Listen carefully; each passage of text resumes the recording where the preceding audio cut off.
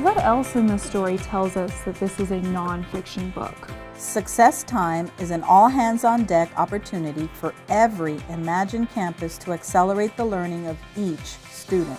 For some students, this means catching them up so they reach grade-level expectations. For others, it empowers them to move ahead, pushing beyond proficiency. Effective success time happens daily at the beginning of the school day with all adults on campus working with small groups of students, differentiated by their STAR assessment benchmark levels. Success time allows a teacher to hone in on a specific skill. Students use text features to read nonfiction. All right, first grade, what we're going to do today is we're going to look through our new book.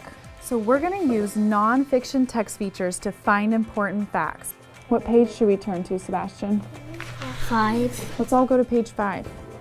This is a nonfiction text feature, and on this diagram, it has something right here. What's this called? A B. And it has a line here. A label. A label. At stations, students practice skills through technology and independent reading. They choose their book based upon their zone of proximal development.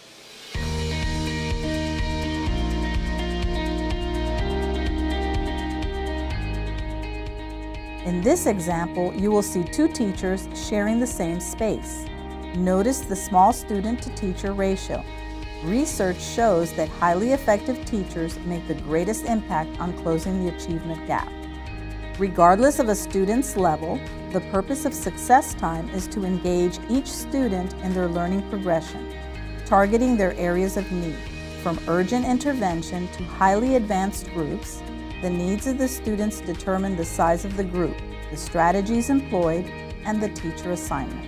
Today we're going to be working on a KWL chart so that we can make connections with what we already know, because that's what good readers do.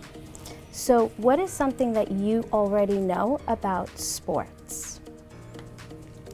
Go ahead and write that down on your blue Post-it. Today we're going to be reading a passage called Hot and Cold Fun. So relate that to sports and what you want to know. Thank you for showing me you're ready. Thank you for showing me you're ready. Okay, Julia, let's start with you. What is something you want to know about sports? It's about summer sports. You want to know more about summer sports? Go ahead and put yours on the board.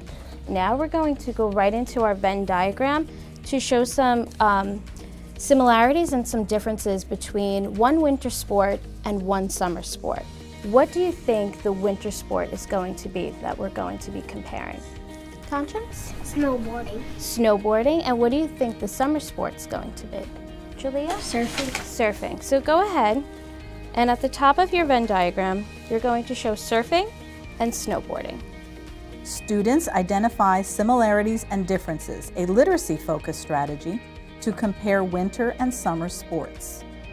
Miss Alea used the STAR progress monitoring reports for her students to determine the lesson for success time. Using STAR resources, Miss Alea developed the background knowledge using a graphic organizer. Meanwhile, Ms. DeGaris works on another group of students on comprehension using reciprocal teaching. In this model, students have roles, actively guiding their own discussion of a text. Okay, today we're going to be using reciprocal teaching with this text, okay? So I'm going to assign you roles. We're going to have a predictor, a question generator, a clarifier, and a summarizer. Open up your book to page 4. So you're the clarifier, Jordan. So go ahead, and what word should we clarify? What does it say on the bottom there? What is the meaning of bossy? Here, Jameer. Bossy means you boss somebody around, means you say, go over there, go clean up my room. Okay, Jordan, do you agree with him? Yes, because in the first sentence, we had to stay at Cousin Kate's house for the weekend. Cousin Kate was really bossy. After that, it said we had to do everything she said. So almost almost everything. So you use that as a clue?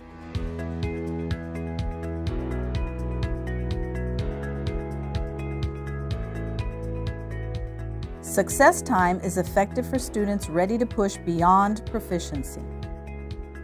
Ms. Davis engages students in critical thinking, serving as facilitator as they discuss the literary classic, The Hobbit.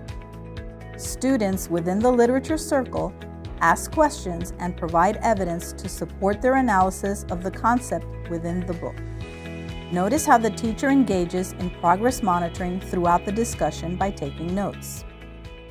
This morning we will be conducting our Socratic seminar, and the expectation is that you are citing text evidence in order to support analysis of what the text says. I'm going to be looking for inferences, and we're going to be really diving into our text today. So before we start with our Socratic seminar, I want to go over some reminders. Guidelines. I want you to look at those, and I want you to put one in your head that you really want to remember that you want to focus on today. So we're going to begin our Socratic seminar discussion. So inside circle, you may want to flip to the front of your guide because that's going to have the information that you need as well as your notebook and your text. Outside circle, I'll see you marking what your partner is saying. I really agree with you. Physical strength in this story, it's not viewed very much. It doesn't have much of a meaning in it. Well, just like you said with the trolls in chapter 2, Gandalf uses intelligence straight out to save everybody. What did we do really, really well that we want to remember for next time? Because we don't want to forget all of our awesome strategies we used. So what do you want to remember? Think about it, put it in your head. That went really, really well. Be ready for me to call on you. Through effective strategies, success time can accelerate the learning of every student, empowering their ability to achieve. Imagine School's acceleration model provides our teachers resources for success time and other instructional practices. Explore these on Inside Imagine.